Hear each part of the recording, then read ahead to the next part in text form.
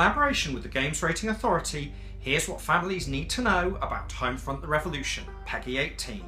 From what to watch out for to what makes this game great, this is the ultimate quick guide. Homefront the Revolution is a shooting game set in an alternative future where North Korea has invaded America.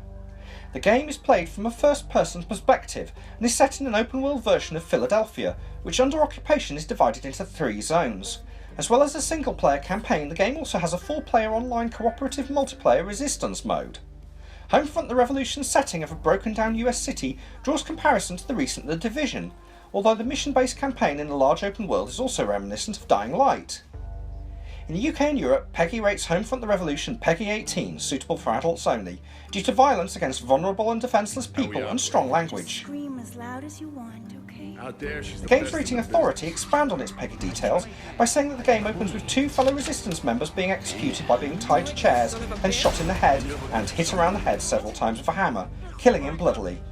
The game dialogue uses the word fuck and motherfucker. Homefront the Revolution is set in Philadelphia, USA in 2029. America is controlled by the Korean People's Army, and the player takes the role of Ethan Brady, who joins the resistance and the struggle to liberate the city from the KPA. Dambuster Studios is a British developer formed by publisher Deep Silver to develop Homefront the Revolution, formed from mainly ex-staff of Free Radical Design, known for the Time Splitters series. Homefront the Revolution is available for PS4, Xbox One and PC for around £40 or $60. More expensive special editions include an expansion pass for downloadable content and collectibles like a model and art book. Downloadable content, both paid and free, will be available over the year following the game's release, and in-game items can be purchased using real money.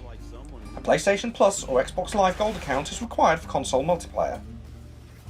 Dambuster have described the single-player campaign as having over 30 hours of play, dependent on ability, and the co-op missions and free DLC should add many more hours after release. Homefront the Revolution's storyline is a hot mess of First World anxiety, with the USA brought low by a North Korean regime that sold America high technology then switched it all off.